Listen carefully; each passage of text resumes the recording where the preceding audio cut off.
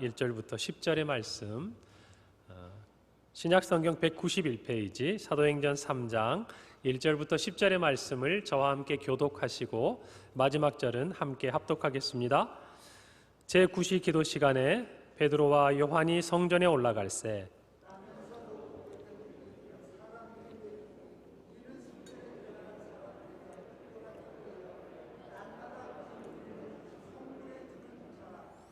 그가 베드로와 요한이 성전에 들어가려 함을 보고 구걸하거늘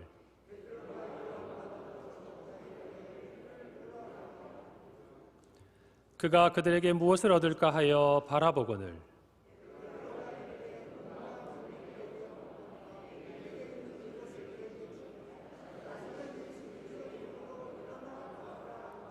오른손을 잡아 일으키니 발과 발목이 곧 힘을 얻고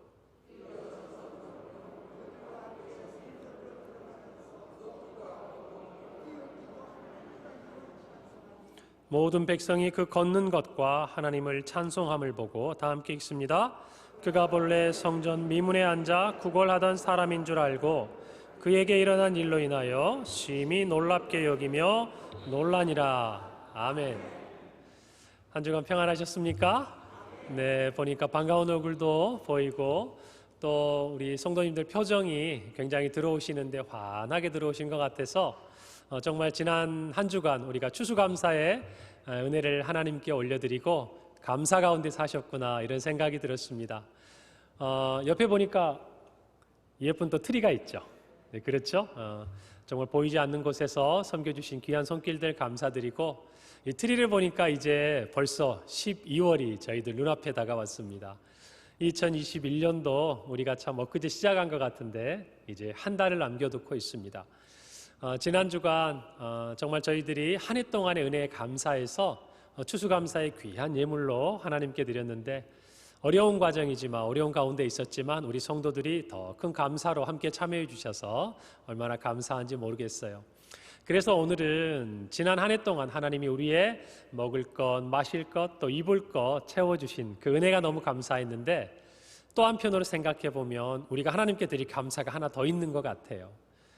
우리의 필요를 채워주신 하나님께도 감사하지만 또 한편으로 우리가 하나님께 올려드릴 영혼의 추수, 정말 하나님께서 우리에게 채워주신 그 은혜에 감사하지만 우리가 하나님께 올려드릴 영혼 구원의 그 열매, 그 열매를 하나님께 올려드려야 할 시간이 아닌가 그런 생각이 들었습니다. 아마 코로나가 아니었으면 우리 이맘때면요 또 우리 새가족들 초청도 하고 그렇죠? 또 주변에 있는 분들 막 그동안 기도했다가 우리 교회로 이렇게 모셔서 복음도 듣게 하고 또 귀한 또 환영도 하고 은혜도 나누어서 많은 분들이 예수 그리스도를 알고 믿도록 우리가 그렇게 섬길 텐데 지금 상황이 어렵지만 언젠간 그런 날을 우리에게 속히 회복해 주실 줄 믿습니다. 그날이 되시면 우리 이웃들을 향해서 복음을 들고 나갈 준비가 다 돼 계시죠? 네, 그래요. 하나님께서 그런 우리에게 은혜를 주시는 날이 속히 오길 바랍니다. 오늘 설교를 시작하면서 제가 책의 한 부분들을 좀 인용하고 싶은데 화면을 통해서 함께 만나보시면 좋겠어요. 하나님과 가장 풍성한 관계를 누리는 그리스도인은 전도라는 뜻밖의 모험을 감행하는 사람이다. 그들의 하루는 평범하게 시작될지 모르지만 누군가의 삶을 변화시키고 영혼을 바꿔놓는 뜻깊은 만남으로 이어질 잠재력을 항상 갖고 있다. 여러분 이 말 속에 보니까 우리가 전도, 예수 그리스도를 전하는 것, 복음을 전하는 것을 뭐라고 표현하고 있냐면 모험이라고 얘기해요. 우리의 일상에 늘 일어나는 어떤 일이 아니라 정말 스릴 넘치고 또 우리가 전혀 예상치 못했던 일들이 우리 앞에 펼쳐진다는 것이죠. 뜻밖에요. 그런데 이런 우리의 전도는요, 이 모험은요 어떤 결과를 가져오냐면 평범하게 그냥 살아왔던 어느 한 사람의 일생 가운데 그 사람에게 정말 삶을 변화시킬 뿐만 아니라 더 나아가서 영혼을 바꿔놓는 뜻깊은 만남으로 이어질 어떤 잠재력을 늘 가지고 있다는 거예요. 그러니까 저와 여러분요 예수 그리스도의 그 이름을 가지고 복음의 능력을 간직하고 있는 한 우리의 매일은 누군가의 삶에 새로운 변화를 가져오고 정말 영혼을 바꿔놓는 인생에 있어서의 대전환점을 만들어낼 수 있는 잠재력을 가지고 하루를 시작한다는 거예요. 누가요? 저와 여러분이. 맞아요. 영원 구원을 향한 그 마음을 가지고 있는 저와 여러분의 삶이 그와 같은 잠재력을 가진 매일매일이라는 것이죠. 오늘은 그 얘기를 좀 나눠보고 싶어요. 제가 신대원을 졸업할 때 오래된 얘기지만 성지순례를 갔습니다. 이집트, 또 피라밋, 그 다음에 신의 산, 갈릴리, 또 예루살렘, 특별히 비아 돌로로사. 예수님께서 십자가를 지고 가셨던 그 길이 어떤 길일까? 그냥 영상으로만 봤었는데 제 기대는 그랬어요. 들어서는 순간부터 주님의 고난을 막 생각하고 이렇게 가는데 너무 시끄럽고 소란스러운 거예요. 그냥 시장통 같은 거예요. 조금 실망이 되고 당황스러웠지만 그러나 제 마음속에 그래도 예수 그리스도의 고난을 묵상하면서 그 걸음을 한 걸음 한 걸음 뗐던 기억이 납니다. 예수님께서 부활하셨을 것이라고 생각되는 곳에 세워진 교회들도 가보고요. 오병이어의 기적이 펼쳐졌다고 생각되어지는 자리, 또 전에 제가 말씀드렸던 베드로 수익권 교회, 많은 곳들이 있어요. 그런데 제 마음속에 그 중에 딱 한 곳만 가장 마음속에 새기고 싶은 장소, 시간이 있다면 언젠가 그것을 사진 한 장으로 남겨본다면 어떤 것이냐고 제게 물으신다면 제가 이제 여러분에게 그것을 보여드릴 거예요. 사진을 보여주실래요? 자, 여러분, 여기는 어디냐면요, 예전 이스라엘 민족들, 유다 백성들이 하나님께 예배드렸던 예루살렘 성전이 있던 자리입니다. 저 뒤편에 조금 보이는 이 자리가 황금돔이라고 이슬람의 3대 성지 또 사원 중에 하나인 금빛으로 번쩍번쩍하는 예루살렘을 이제는 대표하는 것 같은 그런 구조물이 있어요. 그리고 지금 한 사람이 무릎을 꿇고 마치 절을 하듯 있지 않습니까? 제가 예루살렘을 방문했을 때 예루살렘 성전을 향해 간다라는 거 얼마나 가슴 떨리고 설레이는 일이에요. 제가 밑에를 보니까 통곡의 벽, 이스라엘이 멸망했을 때, 유대가 멸망했을 때 무너진 그 정말 통곡의 벽이라는 곳에서 유대인들은요, 검정색 옷을 입고 키파라는 모자를 쓰고 그 틈 사이에 기도 제목을 꽂아놓고 머리를 흔들며 기도해요. 그런데 여러분, 정작 예루살렘 성전의 주인은 그 벽 아래에서요, 통곡의 벽 아래에서 그렇게 머물러 있는데 예루살렘 성전이 있는 저 자리에는 안타깝게도 무슬림 사원이 있는 거예요. 그리고 저 이방인의 뜰일 것으로 추정되는 저 자리에서 중년이 훨씬 지나 보이는 한 이슬람 교도가 그들의 기도의 습관을 따라서 하루에 5번 메카를 향해서 기도하는 모습, 여러분, 그게 저 사진이에요. 제 마음속에 주님을 떠올리며 좋았던, 행복했던 기억이 있는데 저에게 왜 저 사진 한 장이 남았을까요? 왜 그랬냐면 저는 성지순례를 하는 내내 너무나 행복했어요. 성경으로 보던 장소, 또 사진으로 보던 곳, 예수님이 걸으셨던 그 자리, 머무셨던 그 장소, 놀라운 기적이 일어났던 곳을 제가 2000년이 넘는 시간을 지나서 밟아본다라는 것이 저에게는 엄청난 감동이었어요. 순간순간 너무나 행복한 시간이었어요.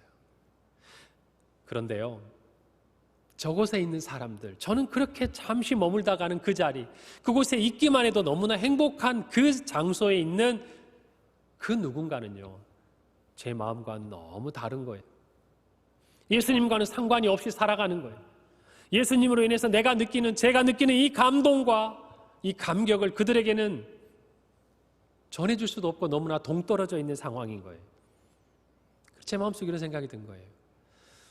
나는 이 자리에 있는 이 시간이 이곳에서 바라보고 있는 정말 예루살렘이라는 곳, 이 성지라는 곳이 너무나 감사하고 행복한데 이 사람들에게는 그 의미가 하나도 없구나. 그래서 성지라고 부르면 어때요? 거룩한 땅 같잖아요. 그런데 제가 그때 우리 교수님이 얘기했던 의미를 깨달았어요. 교수님이 그러시더라고요. 성지라고 부르지 말고 성경의 땅이라고 부르자. 왜요? 지금 그곳에는 예수 그리스도가 필요한 사람들이 너무나 많기 때문에. 그래서 제가 이렇게 생각했어요.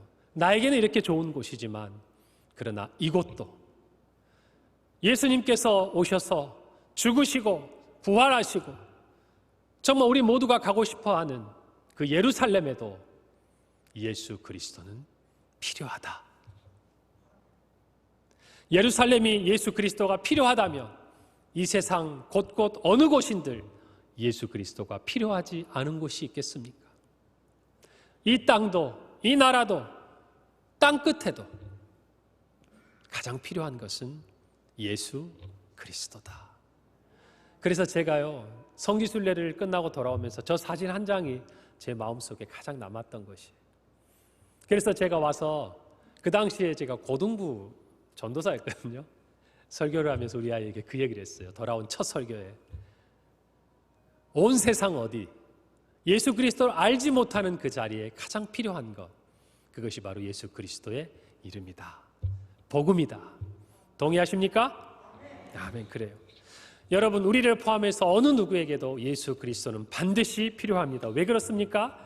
우리의 죄와 허물로 죽을 수밖에 없고 죽었던 우리를 하나님께서 예수 그리스도로 말미암아 살리셨기 때문이에요. 그 이름에 구원의 역사가 있는 거예요. 그 이름에 생명의 능력이 있는 것이에요. 그래서 저희는 예수 그리스도 이름이 너무나 소중합니다. 그렇다면 이 이름을 간직하고 있는 저와 여러분, 그냥 우리가 구원받고 우리가 그 이름을 가지고 있으면 우리의 책임을 다하는 것일까요? 아니에요. 성경은 우리에게 이렇게 말씀하고 계세요. 우리가 잘 아는 말씀이죠. 사도행전 1장 8절이에요. 오직 성령이 너에게 임하시면 너희가 권능을 받고 예루살렘과 온 유대와 사마리아와 땅끝까지 이르러. 그 다음이 중요해요. 무엇이 되라? 내 증인이 되라. 누구의 증인이죠? 예수 그리스도의 증인. 예수 그리스도에 대해서, 그의 이름에 대해서, 그의 능력에 대해서, 그가 누구신지 보고 들은 너희들이 전하라는 것이, 그들을 통해서 시대를 지나 또 하나님 주신 말씀을 통해 우리 또한 증인인 줄로 확신합니다. 그래요. 증인이 되라는 것이죠. 그것이 우리의 사명이에요. 그런데 문제는 우리도 똑같은 경험을 했지만 예수 그리스도를 통해서 구원을 얻기까지는 우리도 그 이름의 능력을 몰랐어요. 이 세상 그 어떤 것보다, 우리가 먹고 마시고 입는 그 문제보다 예수 그리스도의 이름이 더 귀하다는 것을 우리는 구원을 얻고 알았다고요. 예수님을 만나고서야 알았다고요. 마찬가지예요. 지금 주님을 알지 못하고 오늘 모두가 주님 앞에 나와 예배하는 이 시간에도 세상 안에 있는 주님을 알지 못하는 수많은 사람들, 아니 주님을 거부하는 수많은 사람들은 지금도 자기들에게 가장 필요한 게 무엇인지 몰라요. 그것이 정말 자기를 살리는 이름인 줄 몰라요. 그것이 내 삶의 모든 문제를 해결하는 가장 중요한 열쇠가 된다는 것을 몰라요. 이 세상이 아닌 영원한 삶을 우리에게 약속하는 이름인 줄 몰라요. 그래서 그들에게 주님이 전하라고 우리에게 말씀하시는 거예요. 내 증인이 되어라. 내 증인이 되어라. 여러분, 그래서 우리가 이와 같은 사명을 받은 자라는 것을 믿음 안에서 받아들인다면 저와 여러분은 예수 그리스도의 이름을 전해야 합니다. 예수 그리스도를 정말 필요한지도 모르는 그들에게 예수 그리스도가 필요하다는 사실을 알려줘야 돼요. 그러기 위해서 저와 여러분이 준비되어야 할 것이 두 가지가 있습니다. 오늘 말씀을 통해서 저는 그 두 가지를 이야기해 주고 싶어요. 첫 번째, 한번 저를 따라서 해볼까요? 보아야 할 것을. 자, 크게 한번 해보세요. 보아야 할 것을 볼 수 있어야 합니다. 2008년이죠. 무려 370억 달러, 우리나라 돈으로 따지면 37조가 넘는 큰 돈을요, 워렌 버핏, 세계에서 가장 부유한 사람 중에 한 사람인 그가 한 기관에, 자선단체에다 기부를 합니다. 얼마라고요? 37조. 상상이 안 되죠. 그죠? 그곳이 어디였냐면 바로 빌 앤 멜린다 게이츠 재단이었어요. 이 재단은 이름만 들어도 여러분이 느낌이 오시죠? 어떤 곳이냐면 2000년도 제3세계의 빈민 구호, 가난한 자들을 먹이고요, 질병을 퇴치하고 또 기후라든지 여러 가지 부분들을 돕기 위해서 세워진 자선단체인데, 이 자선단체 이사장이 누구였을까요? 마이크로소프트사의 초대 회장이었던 빌 게이츠, 그의 이름을 딴 재단이죠. 그는 세계에서 가장 한때 부자였고 부유한 사람이었어요. 정말 세상의 모든 돈을 다 모을 것처럼 그렇게 부유했던 한 사람이 이제는 가난하고 힘든 사람들을 위해서 도와주는 일을 하게 된 것이죠. 그런데 빌 게이츠가 어느 한 자리 2005년에 연설을 하면서 이런 이야기를 합니다. 나에게 이와 같은 자선 사업을 하도록 영감을 주고 나를 이끌어준 사람은 바로 내 아내 멜린다였다. 그래서 재단 이름이 뭐예요? 빌 앤 멜린다 게이츠 재단인 거예요. 그러면 여러분 생각해 보세요. 이 빌을 보고 워렌 버핏은 기부를 한 거죠. 그런데 이 빌 게이츠는 자기 아내 멜린다를 보고 영감을 받은 거예요. 그러면 이 멜린다는 어디에서 그와 같은 영감을 얻게 됐을까? 이 멜린다는요, 1993년도에 아프리카 여행을 통해서 자기가 그와 같은 영감을 얻게 됐다고 이야기하는데 뭐라고 이야기하냐면 한번 들어보세요. 아무리 눈을 씻고 둘러봐도 신발을 신을 여성을 찾을 수가 없었다. 아프리카는 나를 영원히 변화시켰다 그랬어. 여러분, 우리가 아프리카 여행을 간다 그러면 어떤 게 제일 가장 큰 기대가 됩니까? 뭘 보고 싶어요? 대자연의 웅장함이죠. 우리가 자연에 대한 다큐멘터리 보면요, 그 석양이 지는 초원의 그 색깔을 보세요. 근데 화면으로 봐도 그렇게 예쁜데 진짜 우리 두 눈으로 가서 그 자리에서 본다면 얼마나 멋있겠습니까? 그 동물들 야생에서 뛰는 모습들, 사람들은 그것을 보기 위해서요 시간을 들이고 많은 돈을 들여서 아프리카를 찾아갑니다. 그녀도 그랬겠죠. 그런데 그녀가 그 여행을 마치고 그녀의 마음속에 가장 남아있는 사진 한 장이 뭐냐? 라고 물었다면 저는 아까 그 사진 한 장을 보내드렸잖아요. 이 멜린다에게는요 바로 아까 조금 전 지금 화면 앞에 놓여 있지만 아프리카에 있는 수많은 사람들 맨발로 걷고 있는 그들의 맨발이었다는 거예요. 그것을 보았다는 거예요. 여러분은 어쩌면요 아프리카에 오랫동안 살아왔던 사람들은 맨발로 다니는 것이 불편하지 않았을 거예요. 그들의 선조도 그랬고 그들의 부모도 그랬을 것이고 그들의 자녀들도 그렇게 살아가는 그런 삶이었어요. 그러나 문명의 이 길을 경험하고 그 삶을 경험한 이 여인의 눈에는 맨발로 다니면서 적응하기 위해서 딱딱해진 그녀들의 그 발바닥을 보면서 그리고 상처 입은 그 발바닥을 보면서 그들의 필요를 본 거예요. 그녀들은 그게 필요한지도 몰랐어요. 그런데 멜린다는 그녀들에게 신발을 신겨주고 싶었던 거예요. 그 발을 아름답게 해주고 싶었던 거예요. 더 나아가서 발뿐만 아니라 그들의 삶을 그들에게 필요한 필요들을 채워주고 싶었던 거예요. 그들을 위해 교육을 시켜주고 그들이 정말 기후에 변화되고 적응할 수 있도록 도와주고 싶고 가난하고 굶고 있는 그들에게 먹을 것을 주고 싶었고 그 발바닥을 본 사진 한 장이 놀라운 일을 이루어내는 출발선이 됐다라는 거예요. 그래서 워렌 버핏이 그런 얘기를 합니다. 어떻게 그렇게 큰 돈을 기부할 수 있었습니까? 단 한마디예요. 나는 돈을 버는 일은 잘하는데 돈을 잘 쓰는 일을 못한다는 거죠.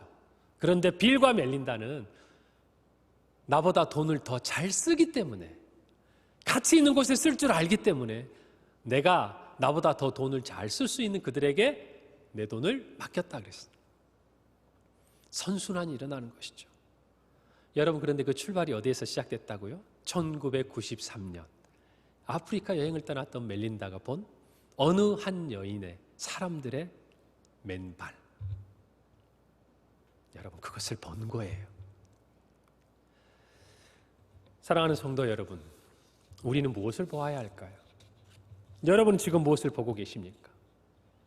이 땅을 살아가면서요 우리가 이 교회 바깥을 나가서 세상의 사람들을 만나잖아요. 우리의 일터에서 우리의 가정에서 하나님 우리가 허락하신 삶의 자리에서 우리는 수많은 사람들을 만나잖아요. 여러분은 어떤 사진 한 장을 가지고 계세요? 지난 한 주간의 삶을 살아오면서 여러분의 한 주간의 삶에 기억될 만한 사진 한 장, 여러분 그게 어떤 것이죠? 오늘 저는 여러분에게 도전하고 싶어요. 여러분 우리는 보아야 할 것을 볼 수 있어야 돼요. 무엇이죠? 그들은 깨닫지도 못하지만 그 누구보다 예수 그리스도가 절실히 필요한 그들의 가난하고 헐벗고 상처 입은 영혼. 그 영혼을 볼 때 우리의 마음속에 이와 같은 생각이 들 거예요. 그래, 그에게 예수 그리스도가 필요하구나. 그 가정에 예수 그리스도가 필요하구나. 그 일터에 예수 그리스도가 필요하구나. 이 지역에, 이 나라에, 이 땅에 예수 그리스도가 필요하구나. 사랑하는 성도 여러분, 여기서 시작하는 거예요. 저와 여러분이 볼 수 있는, 보아야 할 것을 볼 수 있는 은혜가 있기를 간절히 소원합니다. 오늘 말씀을 보면요, 나면서부터 걷지 못하는 한 사람이 있었습니다. 유대인의 풍습에 따라 사람들이 3번 기도하러 성전에 올라가는 그 길목에 그는 늘 앉아 있었어요. 언제부터인지는 모르지만 그 사람이 그 자리에 늘 있었겠죠. 성경은 미문이라는 성전에 들어가는 문 앞에 있었다고 이야기를 합니다. 자기 힘으로는 올 수 없어서 누군가가 도와주었어요. 처음에 사람들이 지나가면서 그 사람이 앉아있는 걸 보고 놀랐겠죠. 아, 저기에 구걸하는 한 사람이 앉아있구나. 때로는 궁휼한 마음도 가졌을 거예요. 참 안 되었다. 그런데 하루가 지나고 한 달이 지나고 시간이 지나면 어떻게 돼요? 그냥 그는 늘 그 자리에 있는 사람이에요. 처음에 가졌던 관심도 희미해지는 거예요. 그런데요, 그런 삶을 살아가던 이 사람이 어느 날 누군가의 주목을 받게 됩니다. 그리고 그 사람들의 주목은 이 사람의 삶을요, 이전과 전혀 다른 삶으로 변화시켜버려요. 자기는 포기하고 있었고 자기는 그저 받아들이고 있었던 삶에 생각하지도 못했던 놀라운 변화가 일어난 것이에요. 그것을 가능케 한 이름이 있었어요. 그 이름을 성경은 우리에게 가르쳐줍니다. 그 이름이 누굽니까? 예수 그리스도. 그 이름을 만난 사람, 그 이름이 너무나 절실히 필요했던 한 사람, 그가 바로 오늘 성경에 나와 있는, 나면서부터 걷지 못했던 한 사람이었어요. 여러분, 오늘 성경에 보면요, 2개의 시선이 교차합니다. 서로 마주보고 있는 것이에요. 어떤 시선이냐? 첫 번째는 걷지 못하여 구걸하는 한 사람을 주목하는 베드로와 요한이에요. 성경 4절에 기록되어 있죠. 또 하나의 시선은 뭡니까? 자기를 주목하여 바라보는 그 사도들을 향해 바라보는 이 걷지 못하는 한 사람. 이 두 사람이 서로 바라보고 있어요. 이렇게 저처럼 여러분과 마주보고 있는데 그 시선이 담고 있는 내용이 다른 거예요. 사도들을 바라보고 있는 이 사람은요, 원하는 게 있었어요. 뭘 원했죠? 자기를 도와줄, 자기의 하루를 유지해 갈 수 있는 물질이 필요했어요. 먹을 것을 위한 물질이 필요했어요. 혹시 이 사람들이 그것을 나에게 줄 수 있을까? 그걸 기대하고 바라보는 것이죠. 그래서 그 사람들의 반응을 보는 거예요. 여러분, 그런데 베드로는 분명히 이야기합니다. 은과 금, 뭐예요? 당신이 나에게 바라는 것, 그것은 나에게 없어요. 그러나 내가 당신에게 주고 싶은 것이 있습니다. 여러분, 그 시선이 그를 바라보고 있는 거예요. 여러분, 헬라의 원어를 보면요, 이 두 단어는 똑같이 바라보는 거잖아요. 주목하는 거잖아요. 근데 다른 단어가 쓰여요. 아까 말씀드린 대로 걷지 못하는 한 사람이 바라보는 이 시선은 상대방의 반응이나 의도를 파악하고 싶은 그런 마음으로 바라보는 시선을 이야기할 때 쓰는 단어예요. 에페이켄이라는 단어를 써요. 그런데 사도들이 주목하여 바라보는 이 단어는 아테니사스라는 단어를 쓰는데, 이 단어는 어떤 의미냐면 그 사람들을 향한 특별한 관심, 애정, 긍휼한 마음이 포함된 눈빛, 시선, 그 시선을 표현하는 단어 아테니사스를 써요. 여러분, 그러니까 똑같은 시선을 바라보지만 한 사람은 은과 금을, 한 사람은 그 사람의 영원한 삶의 변화를 위한 이름을 주고 싶은 전혀 다른 마음을 가진 시선이라는 것이에요. 사랑하는 성도 여러분, 오늘 본문과 똑같은 사건이 성경에는 기록되어 있어요. 혹시 기억나세요? 사도행전에 있어요. 사도 바울이 주인공이에요. 이번에는 사도행전 14장 보면요, 어떤 이야기가 나오냐면 사도 바울이 1차 전도 여행을 바나바와 함께 떠나는 이야기들이 기록되어 있는데, 그 중에 루스드라라는 한 도시를 방문하게 됩니다. 그런데 14장 8절에서 10절에 성경이 이렇게 기록합니다. 루스드라에 발을 쓰지 못하는 한 사람이 앉아 있는데 여기도 나면서 걷지 못하게 되어 걸어본 적이 없는 사람인 거예요. 바울이 말하는 것을 듣거늘 바울이 무엇하여? 주목하여 구원받을 만한 믿음이 그에게 있는 것을 보고 큰 소리로 이르되 내 발로 바로 일어서라 하니 그 사람이 일어나 걷는지라. 할렐루야. 여기에도 놀라운 기적이 일어났어요. 장소는 달라요. 한 사람은 예루살렘, 한 사람은 루스드라예요. 그런데 똑같이 이 두 사람의 인생이 누군가에게 주목을 받아요. 그리고 그들이 일어서요. 그들의 삶에 놀라운 일이 일어나요. 그것을 가게 했던 시작, 누군가의 주목. 그런데 이 주목하다도 아까 베드로와 요한이 주목하다라는 그 똑같은 단어를 써요. 여러분, 그러니까 우리가 보아야 할 게 분명한 것이죠. 그것을 볼 수 있어야 하나님의 놀라운 역사가 일어난다는 것이에요.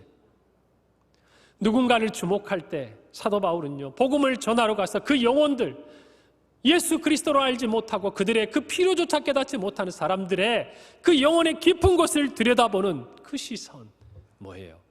예수 그리스도가 필요하다라는 그 긍휼함. 여러분, 그것이요, 사도 바울로 하여금 그 나면서 걷지 못하는 사람의 마음속에 구원받을 만한 믿음이 있는 것을 본 거예요. 저와 여러분도 그런 마음이 준비되어 있고 그런 시선이 누군가에게 주목하게 될 때 우리는 그 사람 심령 깊은 곳에 있는 하나님을 향한 갈증, 구원을 향한 목마름을 보게 되리라고 저는 확신합니다. 성령께서 우리를 그렇게 사용하시리라고 믿습니다. 그런데 오늘 보면 본문에 수많은 사람이 이 사람 앞을 지나가잖아요. 그런데 그 사람들도 보잖아요. 오늘 그 차이를 저와 여러분이 깨달아야 돼요. 보고 싶다고 다 보는 게 아니에요. 내게 보고 싶다고 그래서 그 순간 그 자리, 아까 말씀드린 대로 뜻밖의 모험이 일어나는 그 순간 내가 준비되지 않은 것 같은 그 자리에 그것이 보인다는 것, 물론 성령의 도우심이죠. 그러나 또 한편으로는 우리가 준비되어야 하는 부분이 있는 거예요. 여러분, 이때 베드로와 요한의 마음이 어떤 마음이었을까 한번 생각해 보세요. 예수 그리스도께서 승천하시고 오순절 성령 강림 이후에 예루살렘에 놀라운 부흥이 일어났습니다. 교회가 생겼어요. 떡을 떼고 사람들이 모이기 시작합니다. 예수 그리스도께서 가르쳐 주신 그 말씀이 선포되고 가르쳐지고 수많은 사람들이 예수 그리스도 이름 안에서 구원을 얻는 놀라운 역사가 일어나는 거예요. 그런데 정말 아직도 이 땅 그 예루살렘에는 예수 그리스도를 못 박아 죽였을 뿐 아니라 그가 메시아인 것을, 그가 구원자인 것을 거부하고 교회를 핍박하고 미워하는 사람들이 여전히 있었어요. 여러분이 베드로와 요한이라면 어떤 기도를 하셨겠어요? 이 성전에 올라가 유대인 풍습에 따라 기도하는 자리에서 그들은 그 자리에 올라온 다른 유대인들과 다른 분명한 기도 제목이 있었죠. 하나님, 이 예루살렘을 살려주십시오. 이 예루살렘을 구원해 주십시오. 하나님의 교회를 보호하시고 보존해 주십시오. 예수 그리스도를 믿고 구원에 이른 이 사람들이 믿음에서 떠나가지 아니하도록 그들에게 관심은 그곳에 있는 사람들의 영혼이었어요. 그래서 그들도 또한 기도하러 올라가는 길에 보이는 한 사람을 주목하게 되는 거예요. 사랑하는 성도 여러분, 저와 여러분의 마음속에 이와 같은 구원에 대한, 복음에 대한 마음들이 준비되어 있기를 바랍니다. 우리는 알아야 돼요. 여러분 생각해 보세요. 이 걷지 못한 한 사람이 어디에 앉아 있습니까? 성전 앞.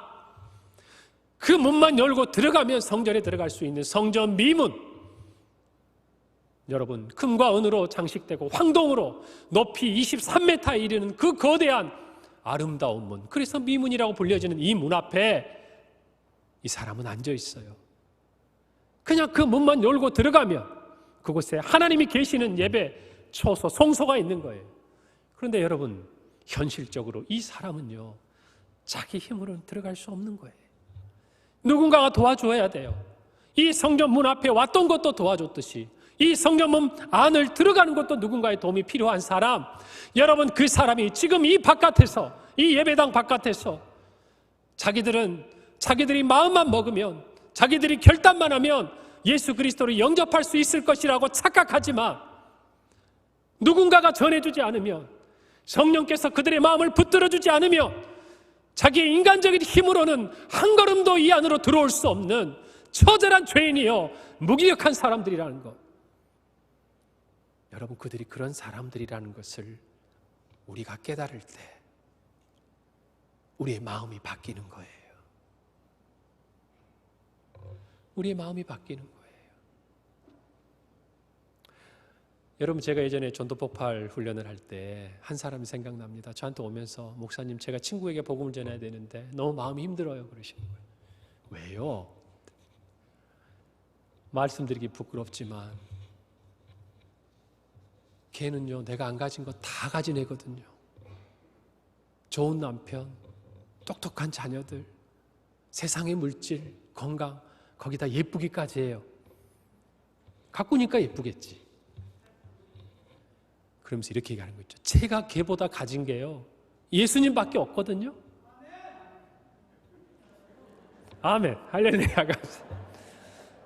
제가 걔보다 가진 게 예수님밖에 없는데 하나님이 이것까지 내려놓으라고 하는데, 목사님, 내가 이것까지 주면 나는 더 가난할 것 같은데, 걔한테 다 뺏긴 것 같은데 그래도 줘야겠죠? 그래요. 기쁘게 드리세요.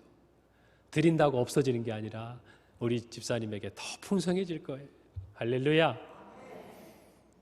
저는 너무나 은혜로웠어요. 그분이 예수님의 이름을 너무 귀하게 여기잖아요. 사랑하는 성도 여러분, 우리가 예수 그리스도 이름을 귀하게 여겨야 그들의 영혼이 긍휼히 보이는 거예요. 그들이 가지고 있는 물질보다, 그들이 가지고 있는 건강보다, 그들이 가지고 있는 사회적인 지위보다 내 안에 있는 예수 그리스도 이름이 더 존귀하다는 생각을 해야 그들의 영혼이 그렇게 가난하고 불쌍해 보이는 거예요. 여러분이 이 세상 그 무엇과도 바꿀 수 없는 존귀한 이름을 가지신 분이라는 것을 감사하시길 바랍니다. 그것이 있어야 볼 수 있는 거예요. 그것이 있어야 보이는 거예요. 저와 여러분 모두가 그러한 마음으로 영혼을 향한 그 갈급한 마음들을 보고 예수 그리스도를 전해줄 수 있는 저와 여러분이 되길 바랍니다.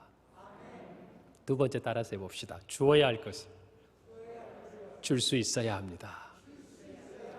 보고만 멈추면 안 되는 거예요. 베드로와 요한, 여러분 재밌는데 이런 얘기 있어요. 예전에 어느 목사님께서 이 말씀에 은혜를 받으셔가지고 그냥 이렇게 막 전설처럼 들려오는 이야기 있죠. 기도하시고 내려갔는데 지하철역에 이렇게 몸이 불편하신 분이 계셨나 봐요. 그런데 자기가 기도하고 내려가서 용감하게 얘기했대요. 나사렛 예수 이름으로 명하노니 일어나 걸으라. 일어났을까요? 안 일어났을까요? 어떻게 아세요? 일어났으면 그분에 대한 이야기가 굉장히 소문이 났겠죠. 근데 안 일어나서 너무나 부끄러워서 도망갔다 온 얘기를 들은 적이 있어요. 여러분, 그럼에도 불구하고 그분을 향해서 외쳤던 그 모습은요, 저에게 너무나 귀하다는 생각이 들어요. 사랑하는 성도 여러분, 보는 데서 그치면 안 됩니다. 우리는 주어야 돼요. 그것을 보았다면 주는 자리까지 나아가야 합니다. 오늘 성경 6절에 보니까 베드로가 이르되 은과 금은 내게 없거니와, 중요한 거예요. 내게 있는 이것을 내게 주노니 나사렛 예수 이름으로 일어나 걸으라 그랬어요. 내게 있는 것, 내 안에 존귀한 이름, 그 이름으로 너에게 주겠다라는 거예요.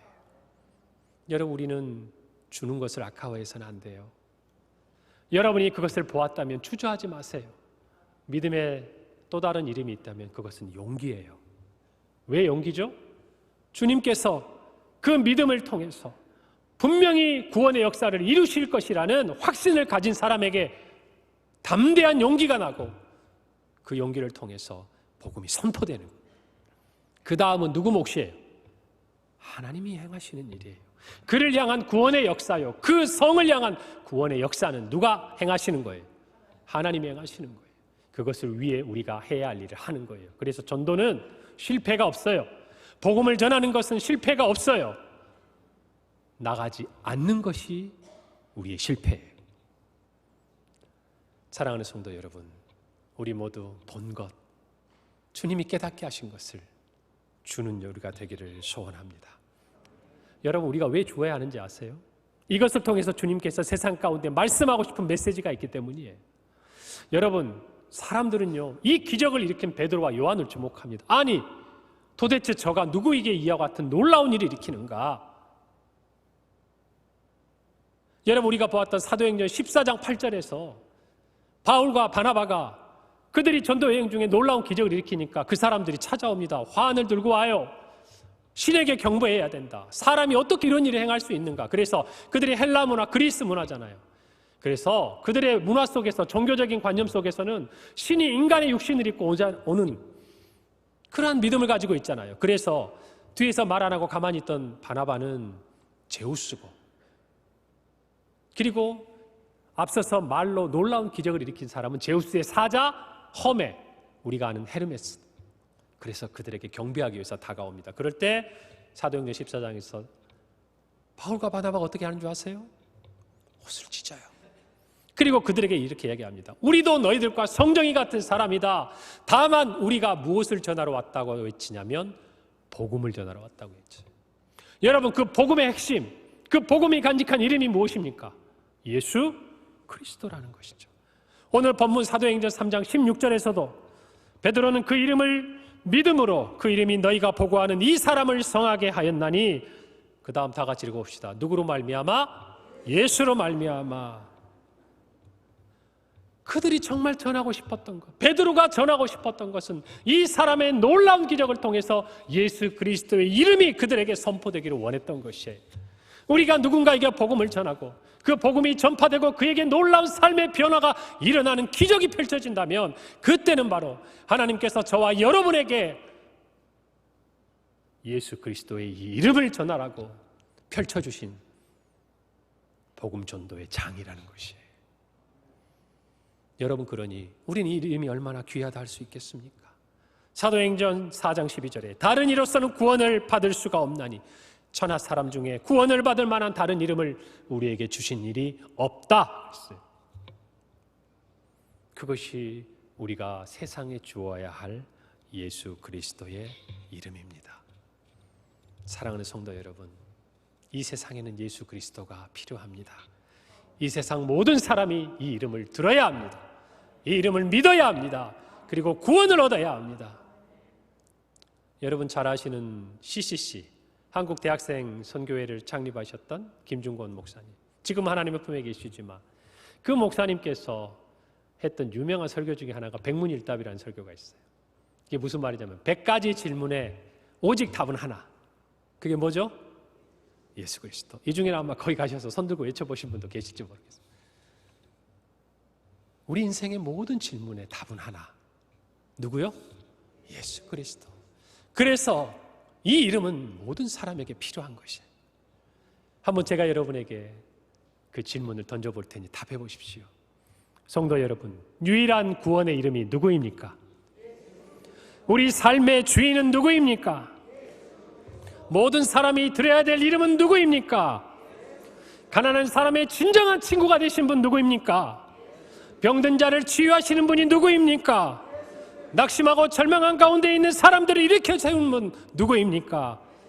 내 부모, 내 형제가 믿어야 될 이름은 누구입니까? 내 이웃과 온 세상 사람들이 구원을 얻는 이름은 누구입니까? 예수 그리스도. 여러분, 이 땅에 가장 필요한 이름 예수 그리스도입니다. 여러분 안에 있는 이름, 그 이름 주기를 바랍니다. 오늘 말씀을 통해서 우리 모두가 이 세상 영혼들의 가난함을, 그 갈급함을 보기를 소원합니다. 거기서 그치지 않고 여러분 그들에게 예수 그리스도 이 존귀한 이름을 줄 수 있는 우리 평강의 모든 가족들이 되기를 바랍니다. 이제 올해가 한 달 남았습니다. 하나님께 귀한 물질로 감사를 드렸다면 우리 모두 영혼의 추수의 열매를 마지막까지 하나님께 올려드리는 저와 여러분이 되기를 바랍니다. 다 함께 기도하겠습니다. 하나님 아버지 은혜를 감사합니다. 우리를 창세전부터 택하시고